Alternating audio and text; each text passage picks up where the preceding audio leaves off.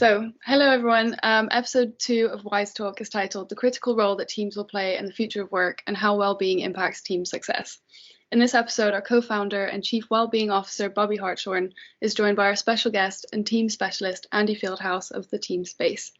For those of you who are new to Wise Talk or just getting to know WellWise, we are the workplace wellbeing optimizers. We support organizations to create an optimal workplace wellbeing strategy from scratch or optimize their existing approach to yield greater impact and returns. We take all of the guesswork out of workplace wellbeing by joining the dots between employee wellbeing, performance, and business success. So Andy, thank you for joining us. Please briefly tell us a bit about the services you offer and how you got into this space. Yeah, well, firstly, thank you very much for having me on. So I work with teams. Essentially, I help organizations build better work teams. And by better, I mean more engaged teams that ultimately mean that they can become more successful as a result, because that's really what they're trying to do. I've been in this business doing this for about the last 13 years. I came out from the UK. I'm based in the UAE. I kind of work anywhere, really. But I've been here in the UAE for 13 years, working in a very multicultural environment, of course, where teamwork is, some would say, a bit harder to achieve because of that. I do team building, team training, and team coaching programs.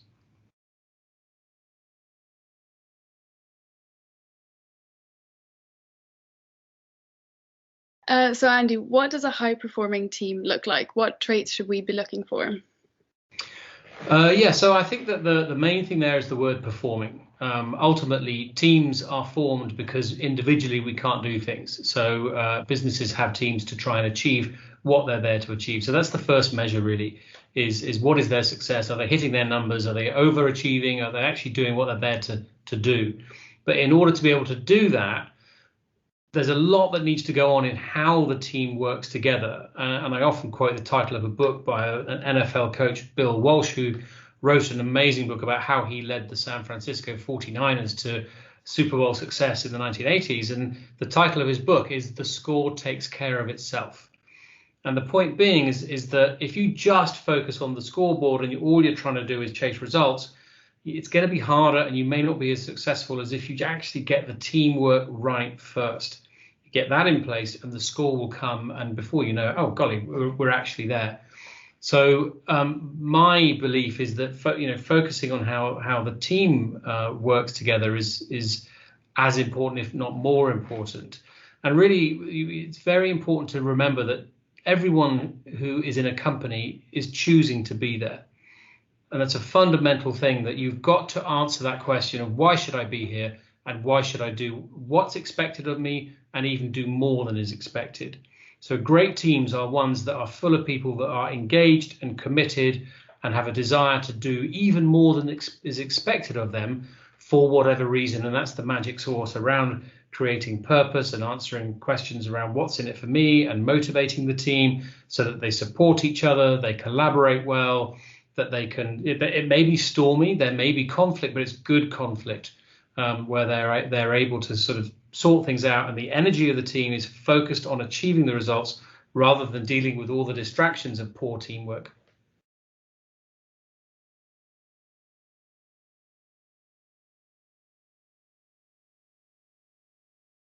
And so what are some of the major challenges that you're being asked to help organizations solve when it comes to teams? I think there are things that are common regardless of the situation that we're currently facing in COVID, and then there are other COVID-specific things. I think there's always communication and conflict issues that crop up with teams. We're human beings. We are, essentially flawed animals.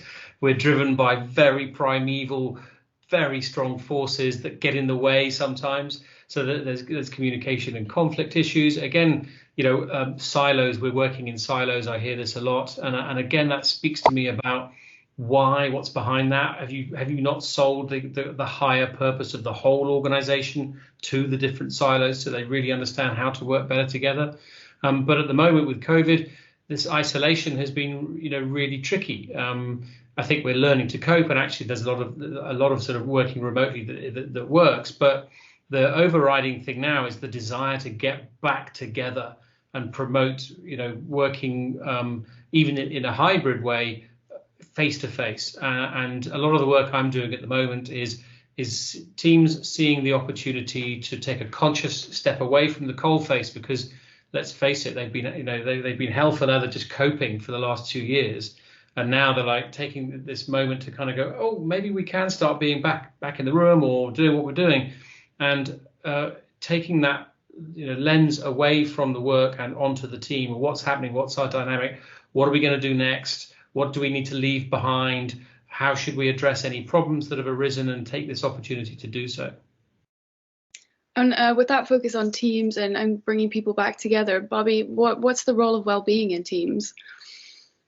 So yeah, it's a really interesting dynamic, because successful teams are generally contributing to the well-being of the members of the teams, but similarly, good well-being amongst team members also contributes to the success and performance of the team. So there's a duality between these two themes that really is quite powerful.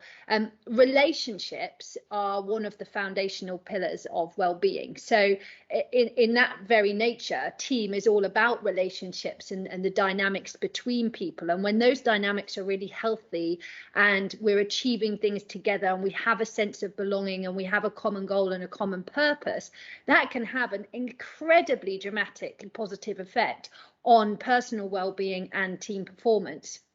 And similarly, when those things are out of kilter, and some of those challenges that Andy has already raised, when they're in play, we often see the well-being of individuals and the performance of the team dip. So they're absolutely one and the same thing. The other really important thing to understand is that well-being and also culture live at the team level.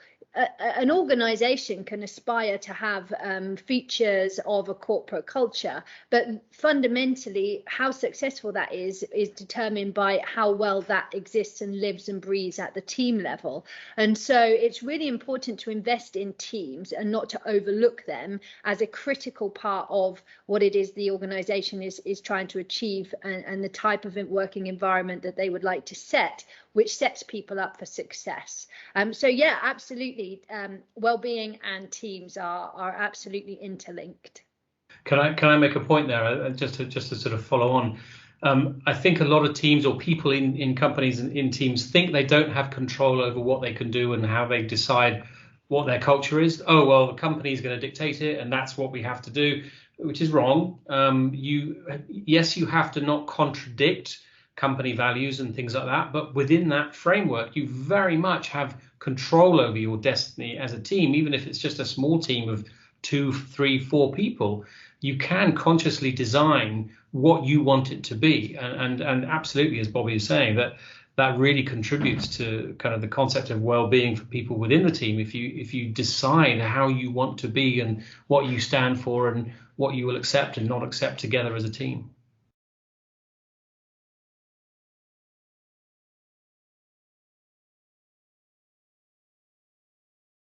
So it's often said that the role of teams is overlooked and even underappreciated in our organizations, and that as a result, there's a wealth of potential that organizations are missing out on. So Andy, is this something that you agree with? And if so, why do you think this is? And are you seeing that change as the dynamic of workplaces change? Yeah, I definitely think this is the case. I know through the training that I've had, and especially the coaching training, how incredibly powerful it is if you can get your team to see itself as an entity with its own kind of energy and life force and the interconnected relationships, much like a spider's web. If you could imagine a team holding a web between it, and as you kind of pluck the strings of the web, the vibrations go across the whole team. There is this concept of an entity and an energy that you can really work with. And a lot of the coaching work I do is actually coaching the relationship rather than the individuals within the team. And yes, businesses, I know, because I've been trying to persuade people about this for 2 years, and people just don't really understand that. And I think they're missing the opportunity. And this comes really from the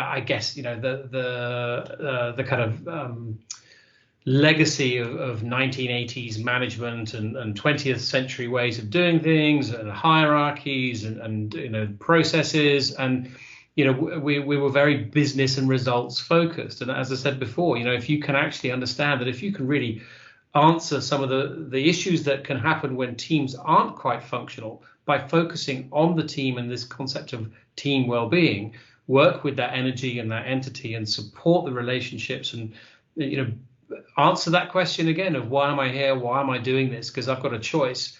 And even if people are nodding at you, if you're kind of saying, are you going to do the work? Yes, I will. And actually inside they're making the decision not to. So you've got to be able to tap into what's really, really going on. And I think, people are starting to come around, and there's certainly a lot more, now that we have the science and the technology to measure a lot more of this stuff, because a lot of what we're talking about here is the difference between, I'd say, the head and the heart. The business head can measure revenue and customer engagement and share price and all these other things that that our business measures. And we've always found it a bit harder to measure emotion and relationship and things like that, and that kind of concept of the team. But now we are being able to do so. It's a lot easier. There is more data available. I could sit here and talk to you a lot about those kind of things, but we don't have time. And I think eyes are opening, and we're getting more access to knowledge and information and thought leaders through social media and YouTube and things like this. And there's so much more available that people are beginning to come around to it and find out for themselves how they can actually, get their teams to really engage. And Bobby, can you speak to this as well on more of the well-being side?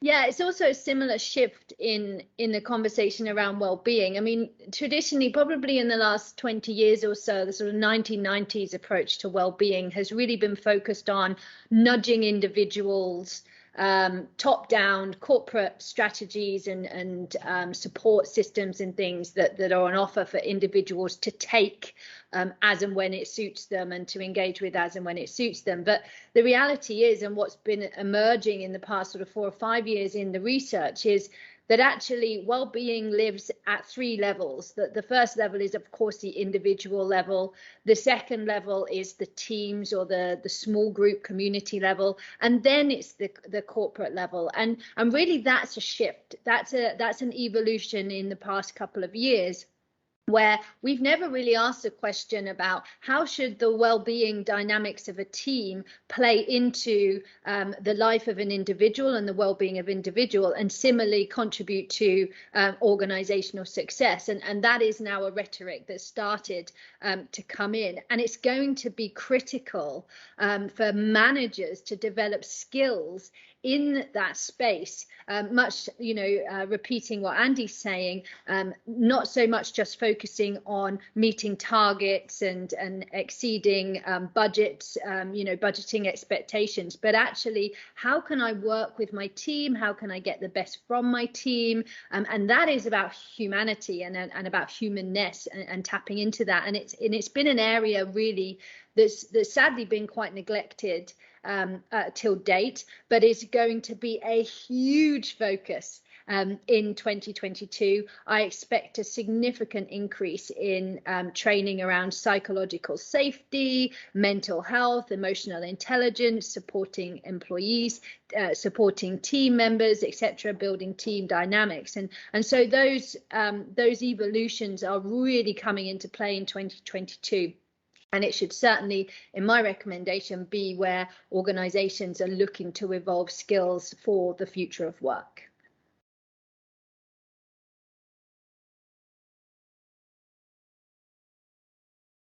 How has the shift to remote and hybrid working changed team dynamics?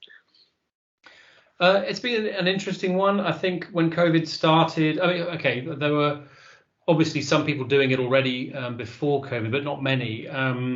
I did a survey 3 or 4 months into COVID. How much were you working remotely or online before? And I think it was something like 25-30%, which I think is fairly high because of I'm living and working in the UAE. It's a hub. Lots of teams here are geographically spread, or they're the sort of leadership teams that are Middle East, Africa, Asia. So, I think there's more remote working that goes on here than perhaps in more kind of traditional markets, say the UK. So here it was 20 to 30%. And then how many are working remotely during COVID? That went up to 95%, obviously. And then the question was, what do you think you will do after COVID? How many of you will still be working remotely afterwards? And there's 65%. So they were seeing, actually, this works. It wasn't all, oh my God, we don't like it, and we want to go straight back to the way we were face to face the whole time. So I think, and that was very early on in COVID. So I think that people were seeing the benefit of being able to do it, number one. Number two, yes, it's caused issues, challenges. We know, I mean, Bobby can speak more about the mental well-being. Why do we use solitary confinement as the most extreme form of non-physical punishment? We don't like being alone. So there's all of that piece. But I think also something interesting that came out of the study that the survey that I ran was that 35% of people who responded said that the experience had built trust within their team. And I was of the opinion that it was just going to break everything down because, things are tough. But I think there's two types of team in that situation when pressure is applied. Teams that are dysfunctional in some way or very dysfunctional are a bit like an egg. And if you can kind of, it's fragile. There might be a few little surface cracks. And in good times, you can kind of brush them under the carpet. Oh, we're not going to deal with that now. Everything's going well. We're achieving our results. We're hitting our numbers. We won't bother with the stuff that is just sitting there. Oh, I don't need to. And then you put that egg in a vice and you apply the pressure. Boom, it can crack very, very quickly. The other type of team is the kind of team that does bother, even in good times, to be almost productively paranoid about, hey, let's make sure things are going to be okay if the pressure does come. How are our relationships? Are we psychologically safe? Do we know who we are and our roles are clear and all that kind of stuff? And those teams, there's almost a siege mentality or a circling of the wagons kind of mentality when the pressure comes. Hey, we're suddenly alive, and we'd almost not change this in a funny way with this experience. So many people who go through adversity afterwards say, I wouldn't change it for the world. It was the making of me, that kind of thing. And that mentality comes when you've got a tight and strong team and, you pull together and actually you can be really good out of the experience. You might lose, you might have poor results. People might have to leave the company, but there's something about that survival instinct. And so, what we will see next remains to be seen. I think people are just working it out. There are no answers, I think that you've just got to do what you've got to play the cards that are in front of you and just do what you can and what feels right and make sure that whether if you're all online or partially or it doesn't really matter. Same rules apply. It's all about making sure you stay connected. And I do still advocate for there is an energy and a magic that happens when you get people that can touch each other. Be in the room together, not that touching is necessary, but being face to face. There is something that science has yet to explain about the magic of human connection when you can be in the room with people, and even if you decide a hybrid or online remote working model, if you can do your best to make sure that there are some opportunities as regular as you can, whether it's annually, quarterly, weekly, doesn't matter, but just at some point.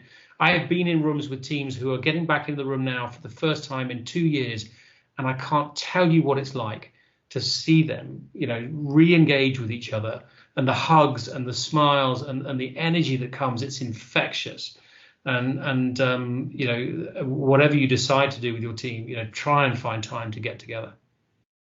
And on that point of connection, Bobby, what can you say about well-being and hybrid work?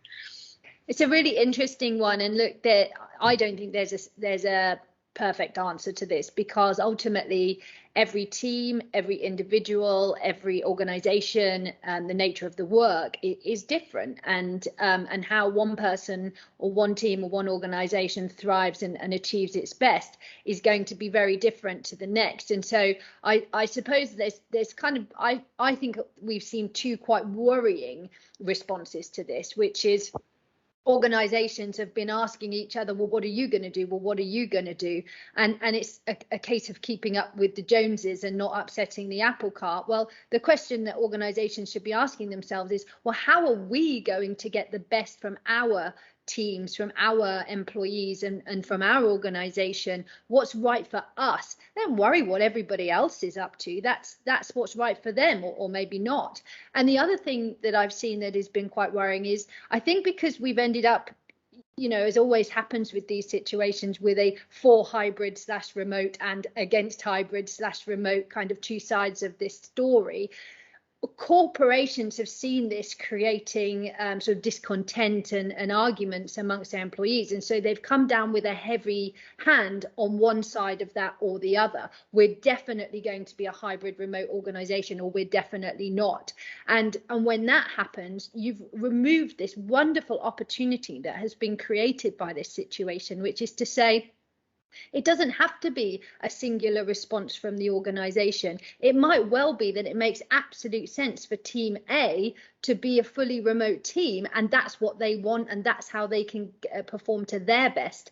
Similarly, it might be that team B needs to have a remote / hybrid / in-office model on a bi-weekly or bi-monthly basis. So I think really where this could be effective is if managers are given the autonomy to work this through with their teams, to talk to their teams, to understand what pressures each individual in their team has from a work and a personal perspective, how those things are impacting their ability to perform and their well-being, and then to negotiate between the team as a collective.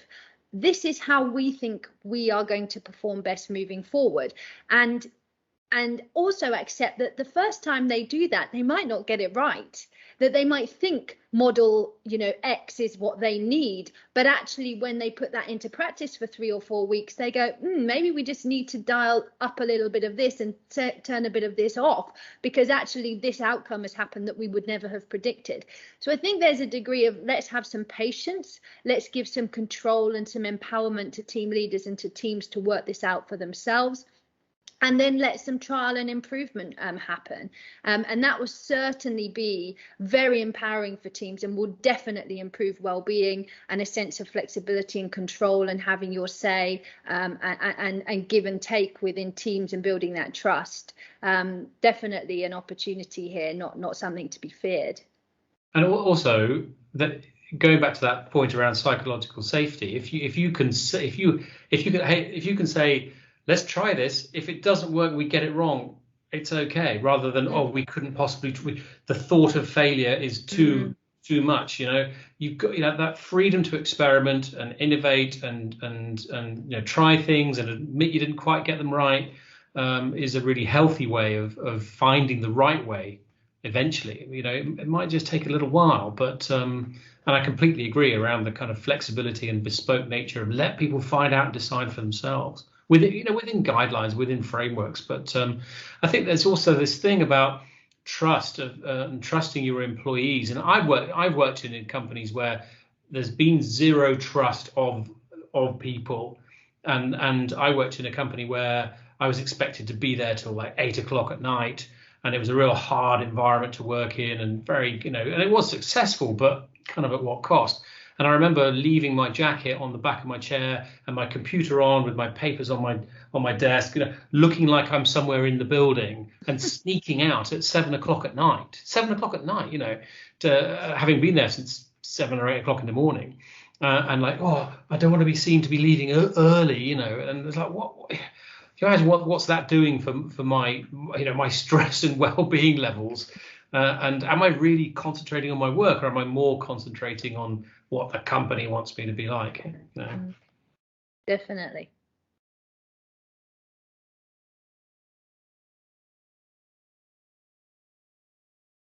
So we've read a lot about and experienced the difficulties of the Great Resignation. How can we sustain positive team dynamics when team members are leaving and joining with a lot of frequency? I think it comes down to the building the right brand, culture, ethos of the team and the team unit. And as much as people come and go, that remains constant. You also want to try and retain people, and if you are working hard to be the chief repeating officers who constantly reinforce this concept of we are the team of choice. I worked with a team recently, and the leader said, I said, what do you want out of this experience of me working with you? And she articulated a team. She remembered being part of an organization where the team she'd been in was the envy of all the other teams in the business. And everyone wanted to join that team, and they could looked in from the outside. And I've seen it. I've been there as well myself, where, oh, what are they doing over there? I want to be like them. And that's her ambition for her team now. I want to be that team that people want to be in, and they don't want to leave. So number one is try to be the team that people don't leave. And that phrase, people don't leave companies, they leave leaders. I think people don't leave companies or leaders, they leave teams. And you just have to accept it. My dad joined British Airways in the 1960s, and all of his peer group, they joined a company for 30, 40 years until retirement, and that's what he did. And there was never any concept that you changed jobs. You just worked in these big companies, and that's what you did. Now people are changing jobs. Even before COVID and the Great Resignation, every 2 years, if you get 2 good years out of somebody, you're doing well. So I think that creating that desire for people to stick around and just accept that people are gonna move on. And okay, we don't want that to happen, but fluidity and flexibility and agility and these kind of buzzwords are part of life in companies and teams now. And I think just having acceptance rather than, again, it's around change, right? It's all about change, and humans don't like change. We are hardwired to fear change. And as soon as you can kind of consciously start to override that way of thinking, and that's a lot of the answer to a lot of the problems that occur in teams, is conscious override, taking a deep breath, finding different ways around it, and just going, you know what, thanks for your time. It's time for you to move on. Let's get the next person in, rather than saying, oh, this person we don't know. You could be curious and say, hey, hang on a minute, this person might actually bring stuff to us that improves our team. They might know things coming in from the outside that we don't know and we don't already do, and actually we should listen to them. So yeah, accept it. It's going to happen. And Bobby, where does well-being fit into this cost analysis? It's interesting because well-being is contagious. So positive well-being spreads really, really well through teams, and one or two super energetic, healthy, positive people can uplift the entire team. But the same is true, even possibly more so, for somebody with very low well-being. They can drag a whole team down. They can set the mood of an entire team. They can create a distraction, not necessarily intentionally so, not necessarily with any kind of malice or intention, but they're just having a terrible time, whether that's not enjoying their work or in their personal life or something's going on with their health. That can be a drain on a team, and when we rally around to support those people, to give them whatever they need, whether that's space or time or support or encouragement or whatever it is, we as a team have a duty to support those people in their time of need, and also to try and get everybody up to a certain level of well-being so that we can all function successfully together. So it's an interesting one, because the cost of the poor well-being of one person is really becomes endemic. But similarly, and I think this is where well-being is maybe the conversation with well-being is moving on so effectively and is frankly far more interesting. Yes, there is a cost to poor well-being, you know, poor team dynamics, poor performance, mental health costs, healthcare costs, insurance, you know, absenteeism, all of those things that we have been measuring as metrics of poor well-being, that we're trying to take those off our cost sheet. But far more exciting and frankly interesting is what's the benefit of positive well-being, of optimal well-being. What happens when people are really thriving, when they're so energetic, when they're engaged, when they turn up to work just so keen to be part of something that means something to them, that they're passionate about, that they're achieving in. And when that happens, most organizations aren't there yet. A lot of organizations as wholes, less so individual teams, you get sort of high-flying teams, but most organizations currently operate at a fairly average level of performance, and they are missing out on all the greatness that comes with significantly improving workplace well-being. And for me, that is going to be the difference between an organization that successfully navigates to the future of work and those that won't, because ultimately employees are going to choose the ones where there is that energy, that buzz, that sense of achievement, that sense of pride, that support system when things go wrong, that flexibility, etc. So yes, there's not just a cost, but there's massive rewards and benefits and returns to be gained as well.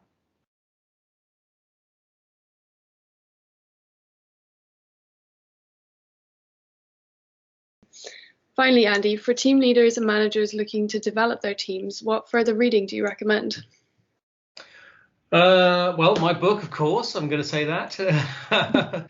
Getting Teamwork Right. Oh, here it is, funnily enough, right next to me. That's kind of like my guide, my manifesto. I hope there's a lot of useful information in there. Pat Lencioni, he writes some great books around teamwork. Follow people like Amy Edmondson on social media and LinkedIn. But really just, if you are, and the good thing is that you can, there's a lot more video content. There's a lot more stuff now. If you're not a reader, because I know a lot of people don't like reading, podcasts. But the other good thing I've worked out recently is you can listen to things at 1.5 or 2 times their speed. So you can actually get through things a lot quicker. So I hope that there's some useful tips in there. That's all we have time for today, which just leaves me to say a huge thank you to our special guest, Andy, for joining us today, and to Bobby as well for such an insightful and powerful discussion. Thank you very much. Thank you. If you want to learn more about Andy in the team space or Bobby and WellWise, the contact details will follow. In the meantime, the WellWise white paper, Understanding Workplace Wellbeing 2.0 and How to Master It, is now available for download, and the link will be on the screen now, as well as the contact details of Andy and Bobby. Thank you very much. Thanks, guys. Thank you.